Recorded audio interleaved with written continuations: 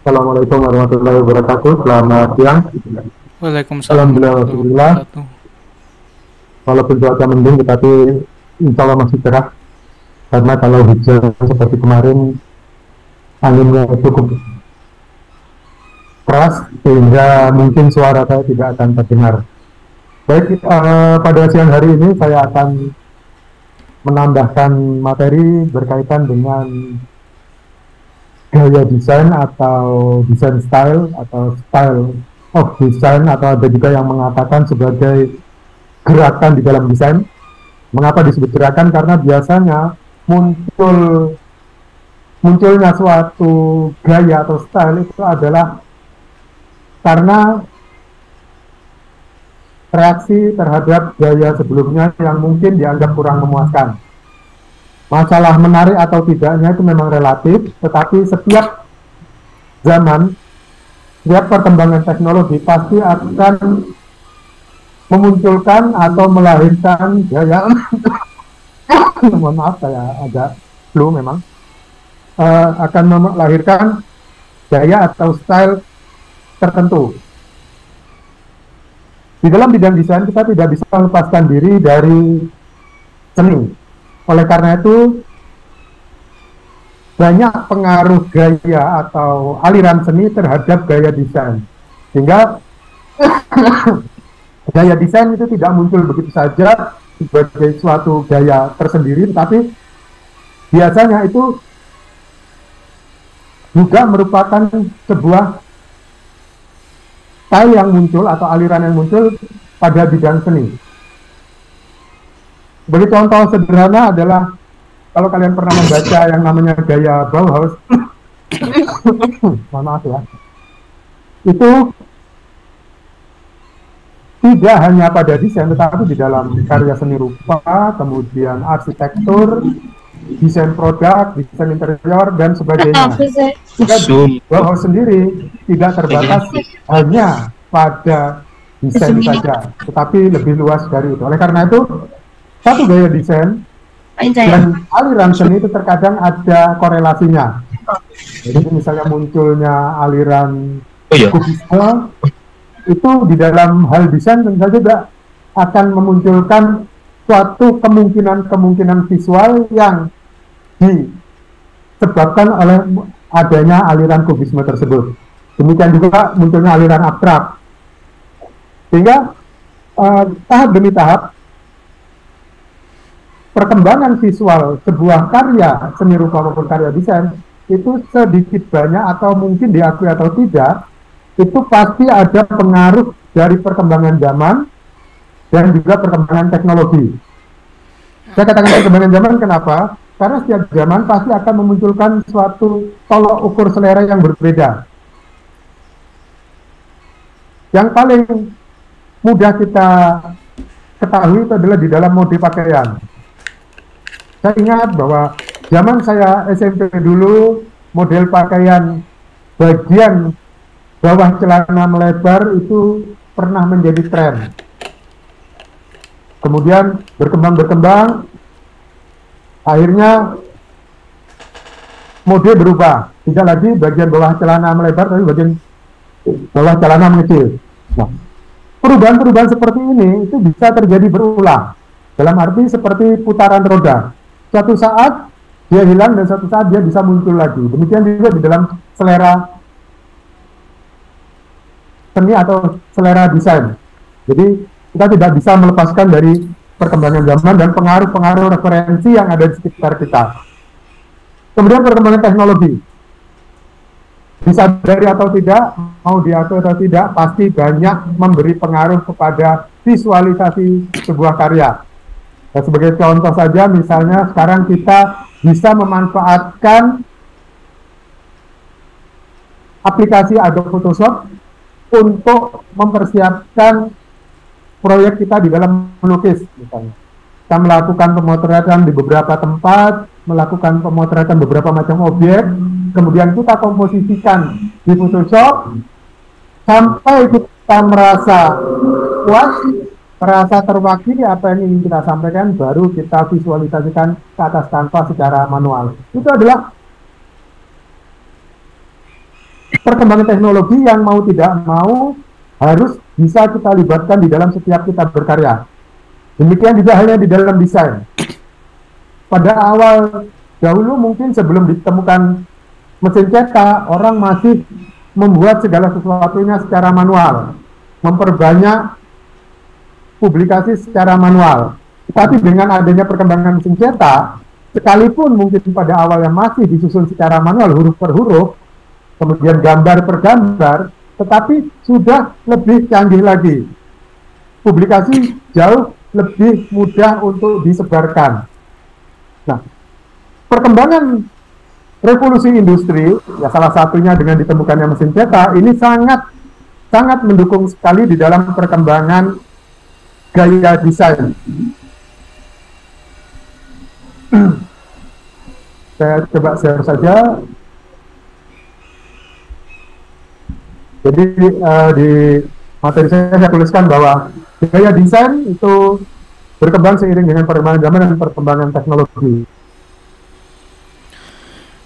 Di sini salah satu gaya yang cukup, ya bukan cukup mempengaruhi, mungkin sampai sekarang pun gaya yang saya tunjukkan ini masih tampak, ya masih terlihat, sering kita temui, hanya saja mungkin dengan sentuhan yang lebih modern karena adanya perkembangan teknologi.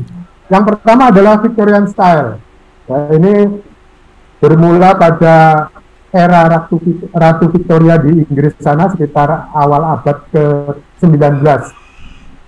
Gaya Victoria ini tidak hanya terbatas pada gaya desain grafis atau desain komunikasi visual, tapi juga masuk ke dalam segala sisi kehidupan kita yang membutuhkan desain, misalnya desain interior, kemudian desain furniture, produk, dan sebagainya, termasuk arsitektur.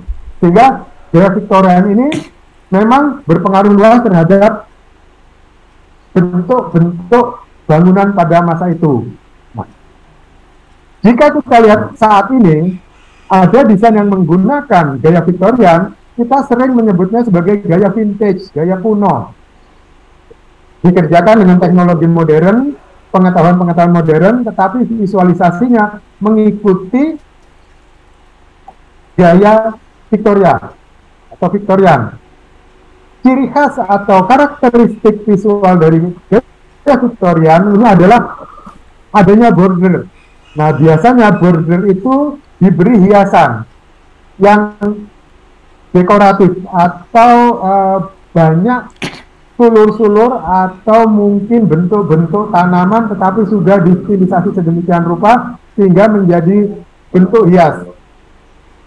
Jadi kalau kita perhatikan ada border, memang di sini bordernya berupa garis lurus, tetapi garis lurus bukan dominan, lebih banyak garis-garis lengkung atau kurva.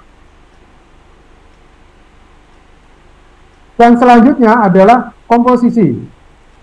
Kalau kita perhatikan, di dalam gaya Victorian ini, itu adalah bersifat simetris. Komposisi simetris itu berarti bersumbu pada atau berporos pada tengah bidang. Ya, jadi, kita perhatikan bahwa sebuah bidang itu bisa kita bagi menjadi kiri dan kanan. Nah, simetri berarti berusaha menampilkan agar objek hias sebelah kiri dan sebelah kanan itu sama.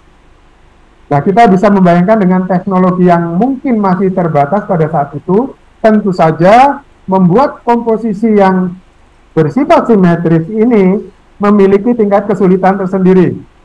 Ya, berbeda dengan era saat ini, di mana teknologi komputer sudah sedemikian canggih, kita akan membuat komposisi simetris, cukup membuat satu sisi simetris saja, yang kita letakkan di sisi sebelah kanan atau sebelah kiri, kemudian kita ujung sebelah lainnya itu adalah sumbu simetrinya. Setelah dia di satu sisi, kita bisa menduplikasi atau merefleksikan desain satu sisi tersebut ke sisi yang lain, sehingga sudah menjadi bentuk yang simetris atau komposisi yang simetris. Tetapi pada era masa dulu, di mana teknologi sekarang, maka untuk membuat komposisi simetris, menurut persepsi saya, memiliki tingkat kesulitan yang cukup tinggi. Demikian juga huruf. Huruf yang diciptakan ini kebanyakan atau mayoritas masih dibuat secara manual. Sekalipun huruf tersebut terlihat seperti huruf mekanis yang dibuat menggunakan pola-pola geometrik, tetapi dilakukan secara manual. Jadi tingkat presisi dan tingkat kesulitan memang cukup tinggi. Kerumitan, kompleksitas, dan detail dari ornamen yang ditampilkan inilah merupakan salah satu daya tarik yang menjadikan karakteristik desain gaya Victorian ini bisa memiliki daya pukau tersendiri. Jadi ornamen-ornamen yang ditampilkan, kerumitannya, kemudian komposisinya itu menjadi daya tarik dari gaya Victorian ini. Kalau kita perhatikan, mungkin kita sudah sering melihat komposisi seperti ini. Ya, kalau untuk zaman sekarang sih komposisi seperti Victorian ini kita tidak terlalu kesulitan. Buka CorelDRAW, buka Photoshop, tinggal kita buat satu sisi, kita refleksikan. Tetapi pada era masa lalu tentu saja memiliki tingkat kesulitan tersendiri. Kemudian tipografi juga digayakan. Sekarang banyak huruf-huruf atau font yang diciptakan mengikuti gaya Victorian ini. Sehingga kalau kita membuat desain yang mengikuti gaya Victorian, kita tinggal memilih jenis fontnya. Tidak perlu menciptakan satu persatu terlebih dahulu, berbeda dengan zaman dahulu. Itu pun sebenarnya, meski font yang sudah tersedia itu sudah fix, tetapi kita masih diperkenankan untuk melakukan modifikasi-modifikasi sesuai dengan kebutuhan yang kita inginkan. Jadi ini beberapa contoh dari desain bergaya Victorian. Ya, nanti kalian bisa mencari banyak contoh lagi, baik di era masa lalu maupun saat ini, yang desainnya dikembangkan dengan berdasarkan pada gaya desain Victorian. Kemudian yang berikutnya adalah gaya art and craft. Ya, di sini saya tetap pertahankan bahasa Inggris saja agar mungkin nanti kalau kalian mencari di internet, browsing itu juga mungkin tidak terlalu kesulitan. Meskipun bahasa Indonesia pun sebenarnya tidak apa-apa. Kalau art and craft ini berarti apa? Seni dan kerajinan, ya, gaya seni dan kerajinan. Nah, ini sudah tidak lagi terlalu mengeksplor ornamen, tetapi juga masih menampilkan border, dan objek-objek yang ditampilkan itu adalah berupa ilustrasi manusia. Ilustrasi ini tentu saja disesuaikan dengan tujuan dari desain tersebut dibuat. Tipografi juga dibuat sedemikian rupa yang meskipun dibuat secara manual sudah bisa digayakan. Jadi kalau kita lihat di sini huruf-huruf masih dibuat secara manual dan banyak mengeksplorasi tekstur. Nah, sekalipun demikian masih juga terkadang ada kita dapati ornamen-ornamen seperti di gaya Victorian. Ya, di bordernya dibuat ornamen-ornamen yang berdasarkan sulur-sulur tanaman yang digayakan atau distilisasi. Untuk menghasilkan ornamen itu biasanya di dalam proses deformasi bentuk kita memilih yang namanya stilisasi. Stilisasi itu adalah semacam pengolahan bentuk menjadi ornamental dan menghias, ya, terkesan dekoratif. Jadi kalau di dalam nanti kalian belajar perubahan bentuk, deformasi bentuk, itu salah satunya selain distorsi, destruksi, simplifikasi juga ada stilisasi, yaitu penggayaan bentuk. Ornamen-ornamen yang ada di candi kita itu adalah ornamen-ornamen yang merupakan hasil stilisasi dari bentuk-bentuk tanaman yang ada di sekitar kita. Saya coba kembali lagi ke aliran Victorian tadi, ke gaya Victorian. Ada kemungkinan kita mencoba mengadopsi aliran gaya Victorian ini ke dalam desain kita, tetapi memanfaatkan ornamen-ornamen etnik yang ada di Indonesia.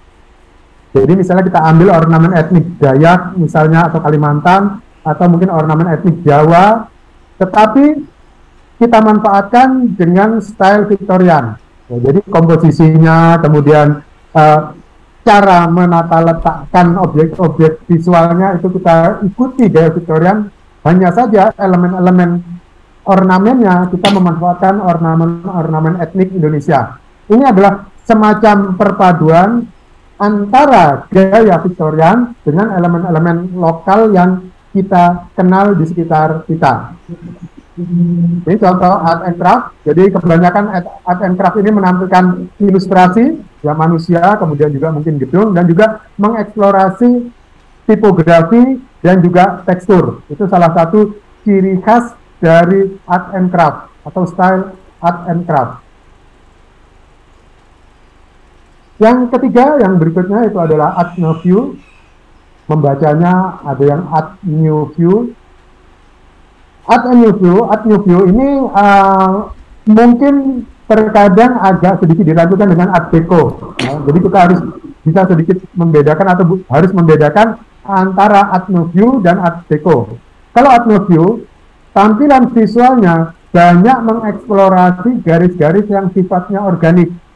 Sementara kalau art deco itu mengeksplorasi garis-garis geometrik dan bidang-bidang geometrik.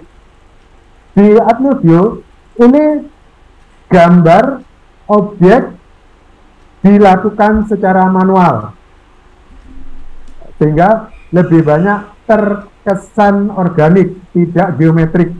Objek-objek yang ditampilkan kebanyakan objek-objek perempuan. Ini mohon maaf, ada dua gambar yang sebenarnya sama. Ya, jadi satu sudah saya tampilkan di halaman ini, kemudian halaman berikut. Jadi mohon maaf.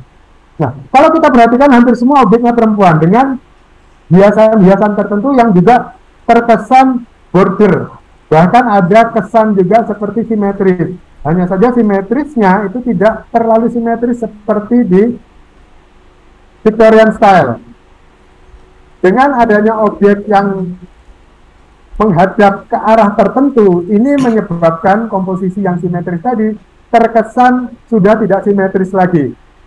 Ya, berbeda kalau misalnya ada dua karakter, ada figur yang saling berhadapan kemudian diletakkan, maka dia akan tetap terlihat simetris. Jadi nanti pada pertemuan berikutnya kalau kita membahas tentang art deco, kita harus bisa membedakan mana art deco, mana art nouveau. Kalau art nouveau lebih kebanyakan menggunakan garis-garis yang sifatnya organik. Misalnya pun ada garis lurus, itu memang karena kebutuhan dari objek yang ingin ditampilkan. Berbeda dengan di art deco nanti. Kalau art deco mayoritas menggunakan bentuk-bentuk geometrik. Nah, jadi kalau kita lihat contoh-contohnya, huruf-hurufnya juga ini masih banyak dilakukan secara manual. Meskipun mungkin pada saat ini dengan perkembangan teknologi cetak, orang sudah bisa menghasilkan bentuk-bentuk huruf tertentu yang dibuat pola untuk cetak. Tetapi tetap saja huruf tersebut tidak dibuat secara mekanis menggunakan peralatan komputer. Jadi membuat huruf dengan cara manual, ya kita bisa bayangkan tentu saja memiliki tingkat kesulitan yang cukup tinggi.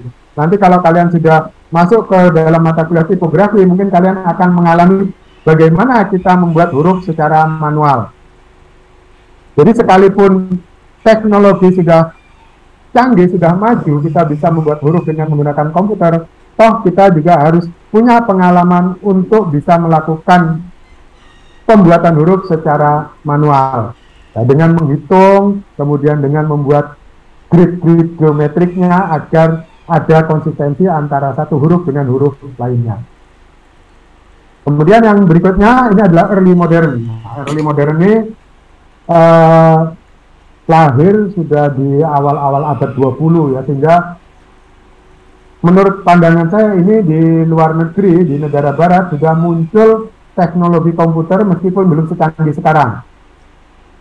Dan misalnya di negara kita sudah ada teknologi komputer, itu pun mungkin terbatas untuk keperluan tertentu, belum sampai kepada perluan bidang seni atau desain. Jadi komputasi pada awal-awal abad 20 di negara kita masih kebanyakan dimanfaatkan untuk keperluan perkantoran, ya, untuk menghitung, untuk mungkin akuntansi dan sebagainya.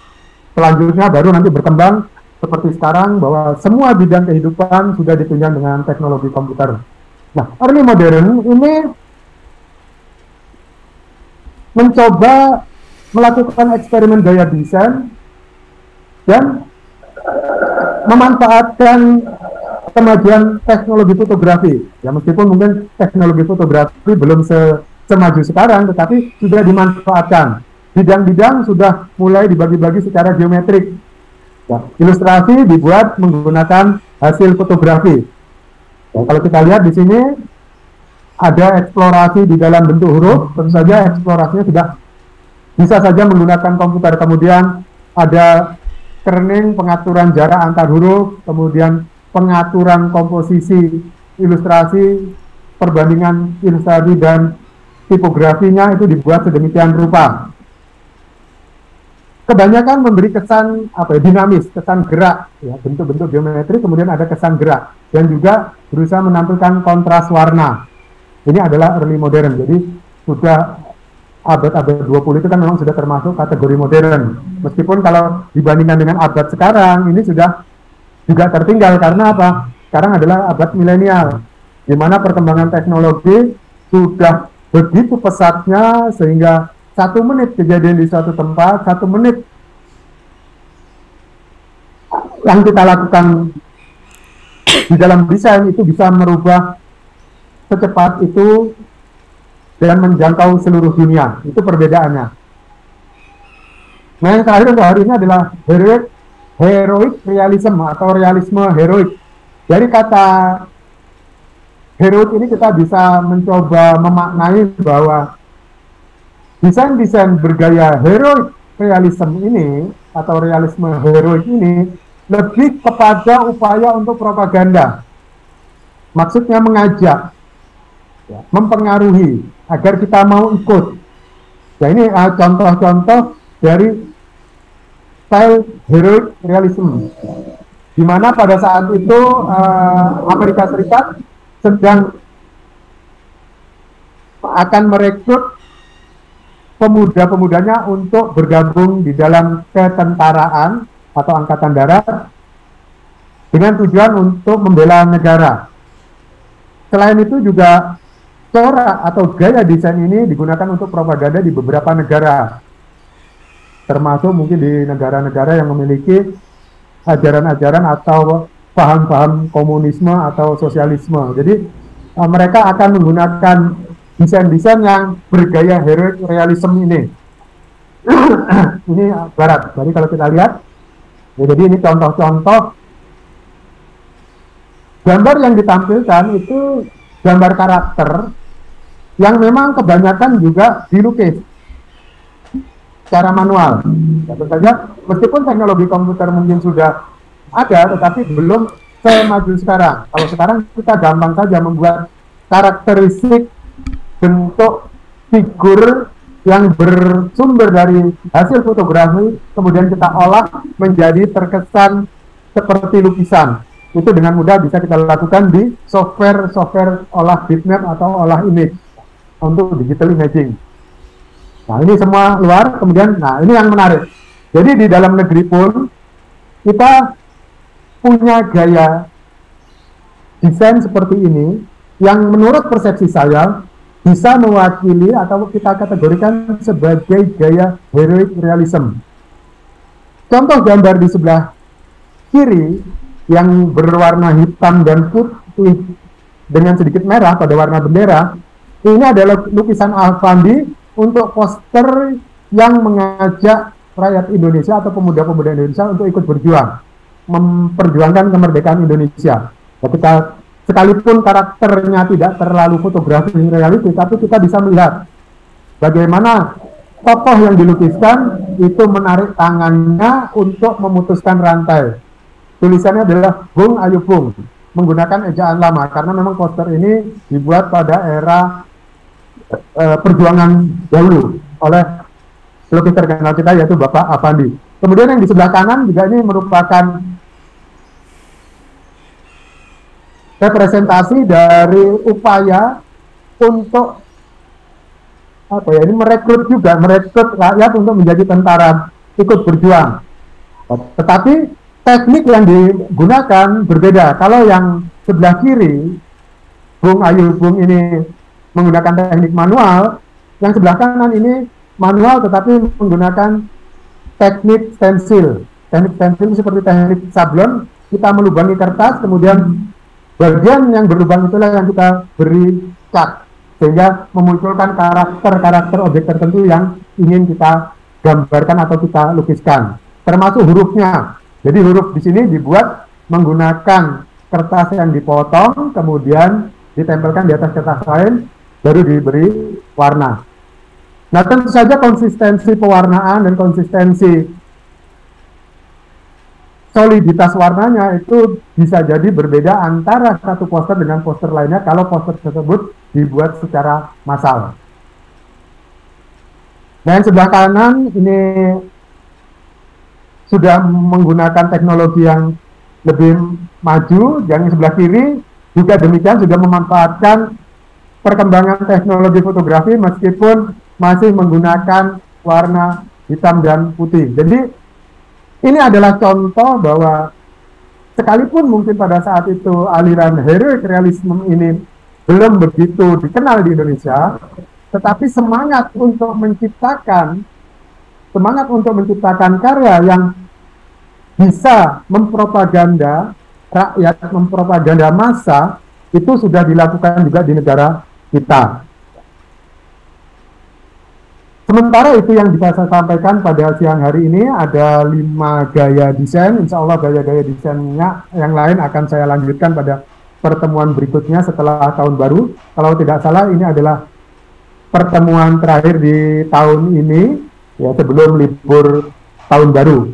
Ya, kalau nggak salah minggu depan itu adalah sudah libur tahun baru, sehingga insya Allah minggu depan kita tidak ada pertemuan. Tapi nanti untuk kepastiannya akan saya sosialisasikan melalui WA Group.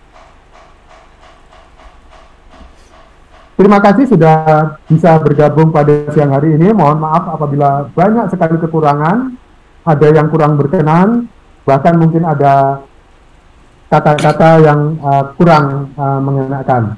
Jadi sekali lagi saya mohon maaf. Jangan lupa untuk tetap lakukan presensi baik di Zoom ini, dan untuk cross-check-nya juga tetap harus presensi di Google Classroom. Sekali lagi terima kasih, saya akhiri. Billahi taufiq wal hidayah. Wassalamualaikum warahmatullahi wabarakatuh. Waalaikumsalam. Waalaikumsalam warahmatullahi wabarakatuh.